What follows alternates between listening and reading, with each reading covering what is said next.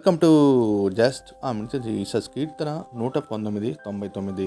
నీ శాస్త్రములను నేను ధ్యానించున్నాను, కావున నా బోధకులందరికంటే నాకు విశేష జ్ఞానము కలదంటూ కీర్తనకారుడు దేవుని వాక్యము కలిగిసిన గొప్ప ఆధిక్యతను తెలియజేస్తూ దేవుని గణపరుస్తూ ఉన్నాడు. దేవుని యొక్క శాస్త్రాలను దినదినము ధ్యానం చేయటం చేత 3 ప్రయోజనాలు ఉన్నాయి. మొట్టమొదటిగా దేవుని వాక్య ధ్యానము మానవ జ్ఞానాన్ని మించిపోతుంది. రెండోదిగా ధ్యానం వలన అంతరంగిక జ్ఞానం అనేది కలుగుతుంది. ఇక మూడోదిగా ప్రపంచపు జ్ఞానం కన్నా దేవుని యొక్క వాక్య జ్ఞానము ఉన్నతమైనదిగా తెలియజేస్తూ ఉంది.